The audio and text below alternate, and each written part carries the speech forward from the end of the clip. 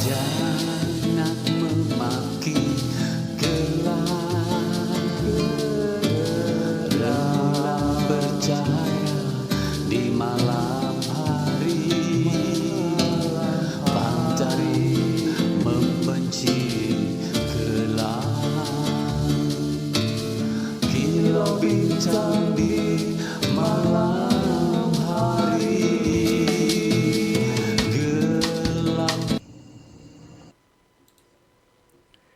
Bismillahirrahmanirrahim. Pemirsa tercinta yang dirahmati Allah Tuhan Yang Maha Esa, bersua kembali di kanal Hikmatologi, monolog sederhana mengajak diri kita masing-masing berpikir kian melembut, cerdas, dewasa, bijaksanakan hati nurani, berdasar kitab suci, agama, kepercayaan yang kita yakini. Tentu saja, upaya serius terus-menerus tak kenal putus untuk menghayati, mempedomani, mengamalkan nilai luhur Pancasila sembari mengaktualisasi, menginovasi, mengkreasi karya-karya lisan dan karya-karya tulis kita dalam kehidupan sehari-hari. Karena syariat dan ideologi memiliki satu kesamaan, butuh diwujudkan.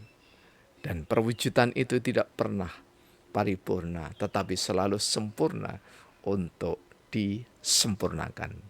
Pemirsa yang dirahmati Allah, Tuhan Yang Maha Esa, kali ini meskipun kami rekaman di hari Kamis, tapi kami berusaha untuk menebus dalam tanda petik hutang kami di hari Selasa. Karena hari Selasa angin cukup kencang, bahkan kencang untuk ukuran Malang.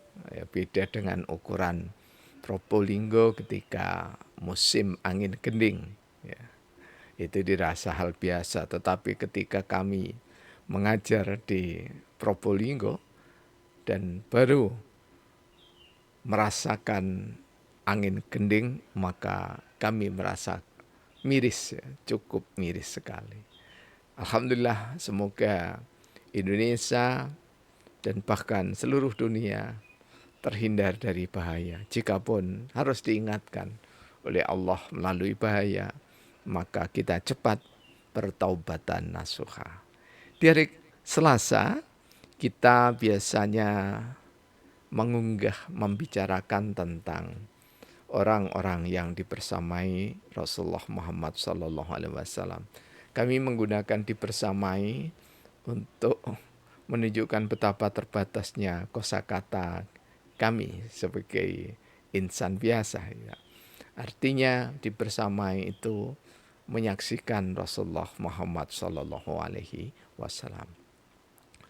Namun akhir-akhir ini dengan maraknya sosial media dan media massa, cetak maupun sosial media yang diunggah di ragam fitur atau ragam agenda, baik di dalam Facebook, kemudian Instagram, Twitter, TikTok, Snack, kemudian YouTube, Short, YouTube itu sendiri dan yang lainnya. Maka tak jarang hamba-hamba Allah yang memiliki ilmu pengetahuan seolah dalam tanda petik bertengkar satu dengan yang lainnya.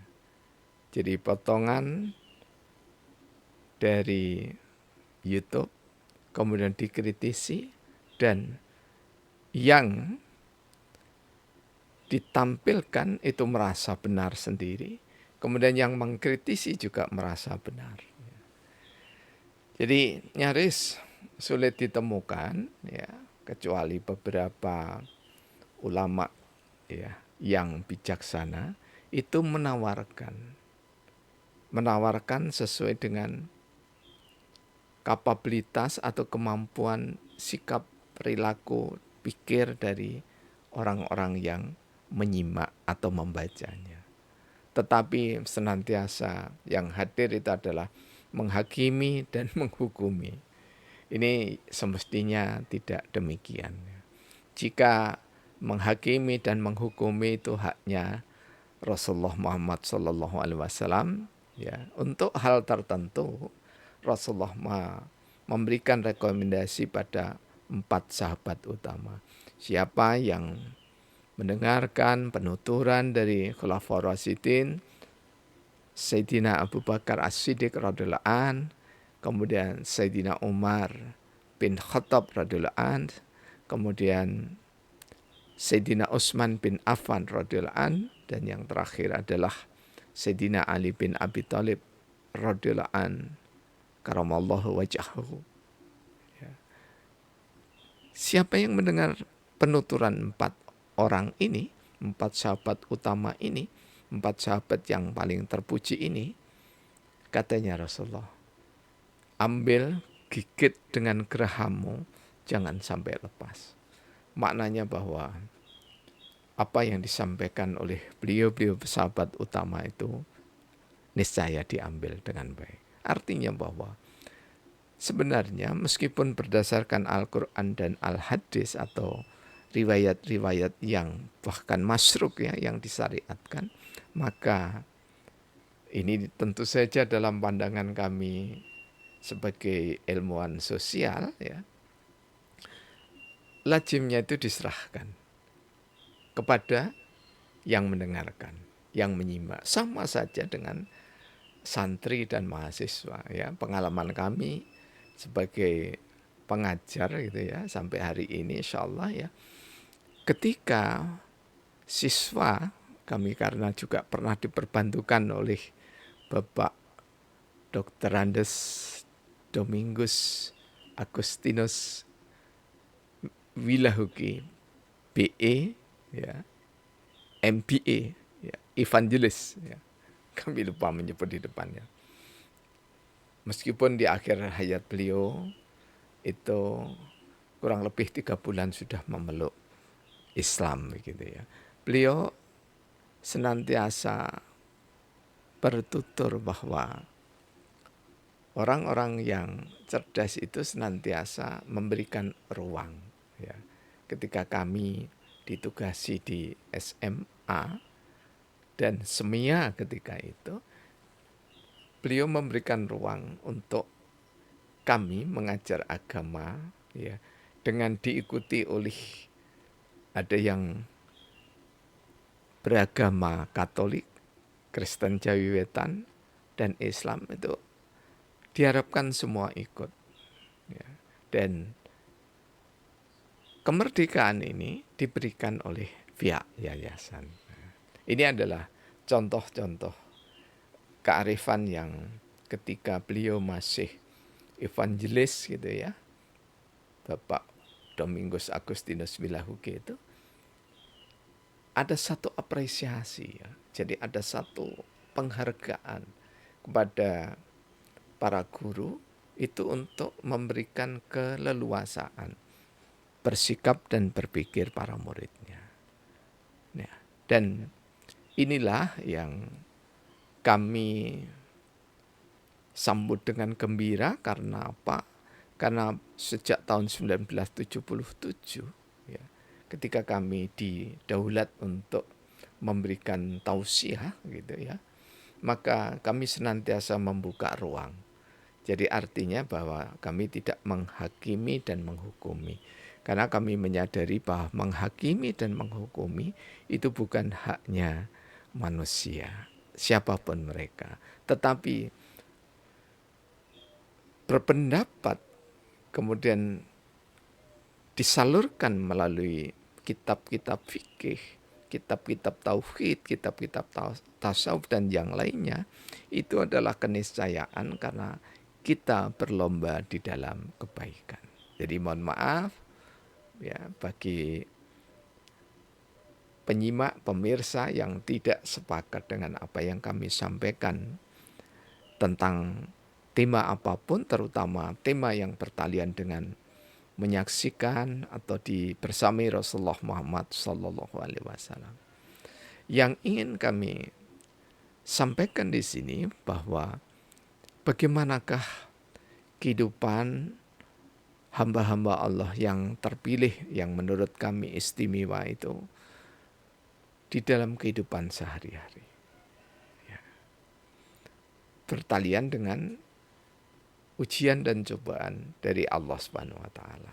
Ketika Rasulullah Muhammad sallallahu alaihi wasallam ditanya oleh para sahabat, insyaallah ini dalam Sahih Bukhari, Muslim dan yang lainnya, "Ya Rasulullah, siapakah orang yang paling berat ujiannya?" Rasulullah cepat memberikan tanggapan, "Aku." Setelah itu di bawahku. Setelah itu di bawahnya lagi, setelah itu di bawahnya lagi, setelah itu di bawahnya lagi.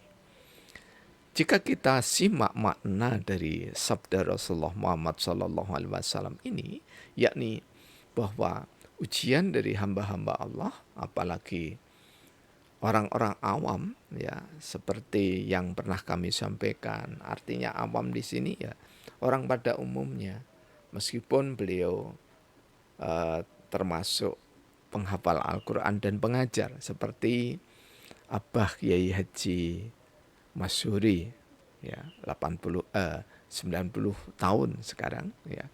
Kemudian ada Dr. Didin Widiartono, sarjana sastra, sarjana pendidikan dan magister pendidikan. Kemudian ada Ustadz Muhammad Taufik, sarjana hukum, ada Khusnan, sarjana sosial, kemudian ada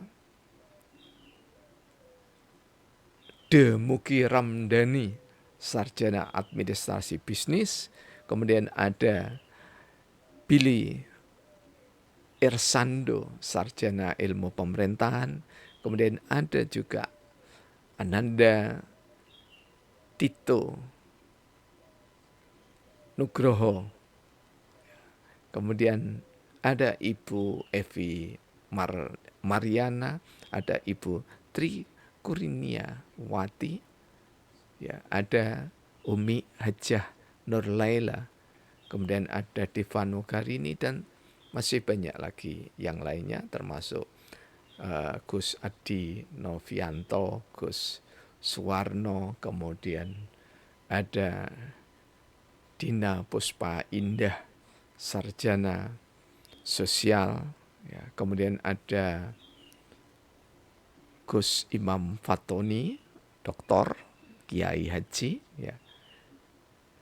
Dan boleh jadi kami kelewatan, ya, sejumlah hamba-hamba Allah yang sudah kami mintai informasinya, ya.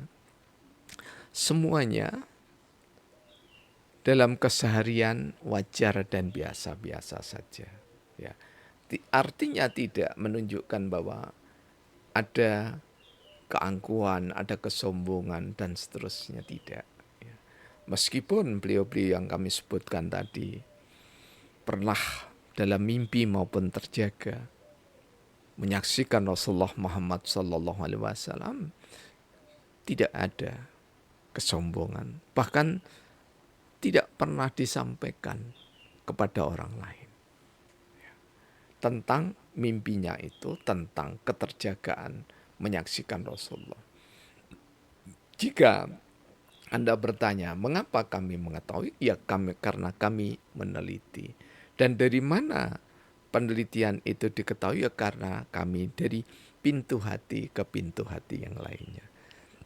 Jadi kami melakukan roadshow begitu, ya. Jadi berjalan terus menelusuri dari ragam jamaah, ya.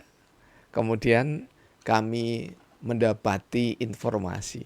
Dari informasi itulah kemudian kami kembangkan menjadi wawancara. Dan semuanya kami tulis, ya. Kami tulis, rencananya insya Allah akan menjadi buku, ya.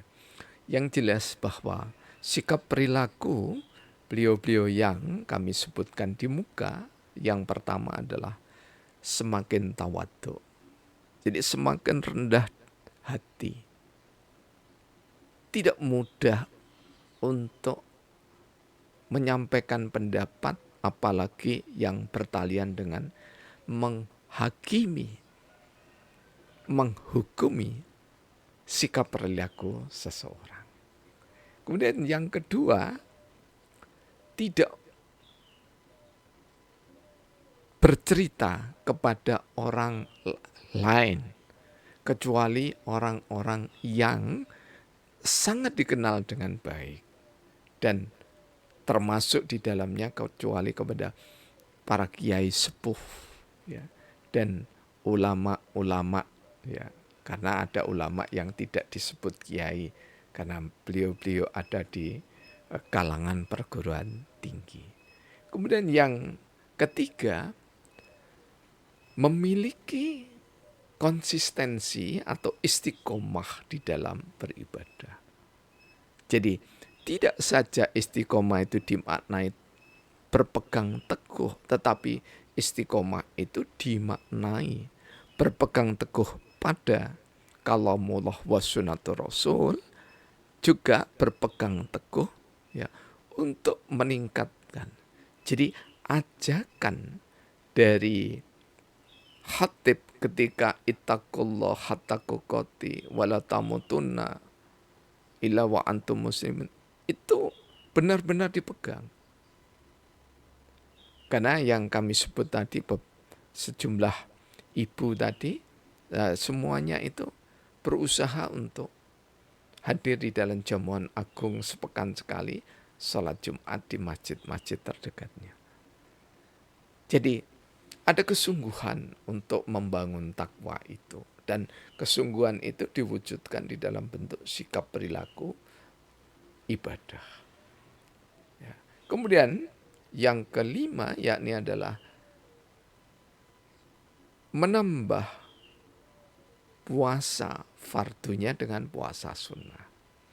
Ada yang menambahkan dengan puasa Senin Kamis, dan ini menjadi hal yang umum, lazim di kalangan mereka yang kami sebutkan tadi. Kemudian masih ditambah, ada yang menambahkan dengan Yaumul Bid, jadi tanggal 13, 14, 15 setiap bulan di bulan Komariah. Namun juga yang sangat membanggakan bagi kami, ya, ada 2 orang muda begitu, ya, yang senantiasa disiplin mengamalkan puasa Daud alaihissalam, yaitu Ananda Demoki Ramdhani, sarjana bisnis, ya, usianya belum 30 tahun, ya, dan Ananda Billy Irsando, sarjana ilmu pemerintahan yang juga usianya belum 30 tahun. Ini sungguh mengembirakan. Mengapa? Karena setidaknya, ya, para ulama, guru-guru yang membimbingnya itu berharap bahwa anak keturunannya kelak, jadi tidak saja yang muda-muda ini, anak keturunan cucu-cucunya itu bisa terembesi, tertulari dengan sikap perilaku yang arif, bertalian dengan hamba Allah yang pernah mimpi atau menyaksikan Rasulullah Muhammad SAW dalam keadaan terjaga. Dan sebagai insan yang bergerak di riset atau grounded riset, jadi riset yang sangat, ya, ini mbahnya kualitatif katanya teman-teman itu, ya. Nah, ini tentu saja sangat menggembirakan ketika mendapatkan informasi yang kami olah menjadi data bertalian dengan sikap perilaku hamba-hamba Allah ini. Jadi jika ada yang mengkritik karena tidak mungkin seseorang ditemui Rasulullah di saat ini dalam keadaan terjaga, ya, sekali lagi kami mohon maaf. Yang mengatakan tidak mungkin itu seperti penikmat soto, ya. Kami teringat di channel atau kanal yang kami lupa namanya, ya, itu ada seorang di satu desa yang belum tahu tentang kecap. Tidak saja belum tahu tapi juga tidak bisa merasakan nikmatnya kecap. Jadi sungguh hal yang mengharukan, ya. Bukan terjadi di tahun-tahun 70-an, 60-an, ya, atau 80-an, tidak, tapi di tahun yang kepala dua ini. Jadi kami mendengarkan, ya, lebih tepatnya sekitar tahun 2020-an begitu, ya. Jadi ada di mana itu di Jawa Barat yang relatif dekat dengan ibu kota. Jadi ibaratnya orang yang tidak pernah mimpi, apalagi terjaga menyaksikan Rasulullah, ibaratnya itu adalah seseorang yang tidak pernah membayangkan sama sekali ada kecap, apalagi menikmati kecap, ya. Kecap itu kalau diberikan cincangan bawang merah, bawang putih, kemudian cincangan lombok, ya, apalagi banyak bagi peminat, ya, itu akan menambah selera makan. Lah lebih berselera lagi jika ada etasnya, ya. Bahasa Rema etas, sate, ya, yang terkenal sate suku kami, ya, sate Madura. Di samping tentu saja ada sate-sate yang lainnya, gitu, ya. Jadi ada baiknya kita nguturus, ya, mengendalikan diri. Jadi kalau kita memang tidak punya pengetahuan tentang itu, tidak punya pengalaman tentang sesuatu hal itu, maka sebaiknya tidak menghukumi dan menghakimi, apalagi menggebu-gebu sembari menyalahkan saudaranya yang lain, gitu, ya. Yang boleh jadi memang insya Allah yang dia kisahkan itu adalah yang dialaminya. Karena pengalaman menunjukkan, jadi ada seseorang yang ketika usia 2 tahun, begitu, ya, itu masih ingat perjalanan usia 2 tahun. Mulai dari dilepas dari ASI, air susu ibu, kemudian sampai dengan ditemui kakeknya yang tidak pernah ketemu. Karena sebelum seseorang itu lahir, cucu ini, kakeknya sudah meninggal dunia. Dan kakek ini, ya, menghampiri setiap menjelang maghrib. Kami melakukan wawancara mendalam juga sama beliau, ya. Menjelang maghrib mesti ditemui, dan ketika itu tidak ada satupun, ya, ketika anak usia 2 tahun tidak ada satupun yang memberitahu siapa kakeknya, karena sudah ada kakek sambungnya. Tapi sang anak ini sudah mengatakan, ya, kepada neneknya itu dipanggil dengan mak, ya, karena hidup di desa. Mak, bukakan pintu itu, bukaan pintu iku, lawang iku. Karena dia menyebut nama kakeknya, ini mau datang, ini mau masuk, gitu, ya. Nah, dipikir oleh sang nenek ini juga mengikut, tetapi tidak, ya. Ketika beliau itu dewasa sampai tua sampai sekarang, itu hafal betul, ya, hafal betul tentang siapa kakeknya itu. Jadi ada memang anugerah, ya, secara laduni. Kalau ini panjenengan bisa menikmati bacaan laduni itu antara lain di dalam Tafsir Al-Misbah, karya dari Doktor, ketika itu belum profesor, ya, Doktor Kiai Haji, ya, atau Abah, ini kok jadi agak lupa, ya, yang menulis Quraisy Shihab maksud kami. Jadi Muhammad Quraisy Shihab. Jadi orang-orang yang mendapatkan ilmu laduni tanpa belajar, tanpa ada klasikal, tanpa guru, ya, walaupun akhirnya berguru juga, itu memang memiliki keistimewaan dalam pandangan mata batin atau kecerdasan kolbunya. Jadi marilah kita saling menghargai meskipun kita punya pengalaman yang berbeda. Pemirsa yang dirahmati oleh Allah, semoga ungkapan singkat ini menginspirasi kami sendiri dan para pemirsa sehingga kita saling menjaga keindahan Islam yang rahmatan lil alamin itu dan menjaga persatuan kesatuan anak bangsa yang Bhinneka Tunggal Ika dalam agama dan kepercayaan kepada Tuhan yang Maha Esa. Terima kasih atas segala dukungan. Mohon maaf atas kekeliruan. Dukungan Anda sangat berarti bagi kami. Kunjungan Anda sangat berarti bagi kami. Dan komentar Anda sangat berarti bagi kami. Terima kasih. Semoga bangsa kita senantiasa dalam lindungan Allah Subhanahu wa taala, murah rezekinya, berkah, dan bertambah ilmunya kian dewasa. Terima kasih. Alhamdulillahirabbil alamin. Praktek biologi dan bersari